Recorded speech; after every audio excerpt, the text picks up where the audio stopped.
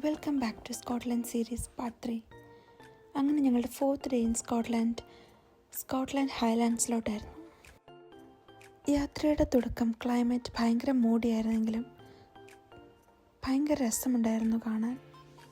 ഇടയ്ക്ക് ഞങ്ങൾ വണ്ടി നിർത്തി അതിന് ഭംഗി ആസ്വദിക്കുകയും കുറേ പിക്ചേഴ്സൊക്കെ ക്യാപ്ചർ ചെയ്യുകയും ചെയ്തു. പിന്നെ ഞങ്ങൾ യാത്ര തുടർന്നു. പോകെ ക്ലൈമറ്റ് ചേഞ്ച് ചെയ്ത് സണ്ണി ഡേ ആയി. സ്കോട്ട്ലൻഡ് ഹൈലാൻഡ്സ് ഭയങ്കര ബ്യൂട്ടിഫുള്ളാണ് കാണാൻ. ഈ വീഡിയോയിൽ എത്രമാത്രം ക്യാപ്ചർ ചെയ്യാൻ പറ്റിയെന്ന് അറിയില്ല, പക്ഷെ ഭയങ്കര ബ്യൂട്ടിഫുള്ളായിരുന്നു. ഞങ്ങളുടെ യാത്രയിൽ തന്നെ കാണായിരുന്നു കുറേ ടൂറിസ്റ്റൊക്കെ വണ്ടി നിർത്തി ഫോട്ടോസ് എടുക്കുന്നത്. അങ്ങനെ നല്ല പ്ലേസ് കണ്ടപ്പോൾ ഞങ്ങളും നിർത്തി കുറേ പിക്ചേഴ്സ് പിന്നെയും എടുത്തു.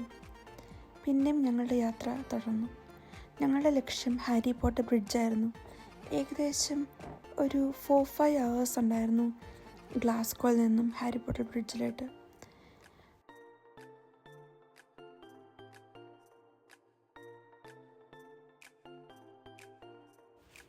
ഞങ്ങൾ കുറേ റീൽസ് ഭ്രാന്തികളുണ്ടായിരുന്നു യാത്രയിൽ. അതുകൊണ്ട് തന്നെ കുറേ റീൽസൊക്കെ തപ്പിയെടുത്ത് വണ്ടിക്കകത്തിരുന്ന് പ്രാക്ടീസും ചെയ്തുകൊണ്ട് പോവുകയായിരുന്നു. നെക്സ്റ്റ് സ്റ്റോപ്പ് എത്തുമ്പം ഒരു റീൽ എടുക്കാമല്ലോ എന്ന ലക്ഷ്യത്തോടെ അങ്ങനെ ഞങ്ങളൊരു അടിപൊളി റീലും എടുത്തു. அதிசயம் கல் தோன்றி மண் தோன்றி கடல் தோன்றும் முன்னாலே உண்டான காதல் அதிசயம்.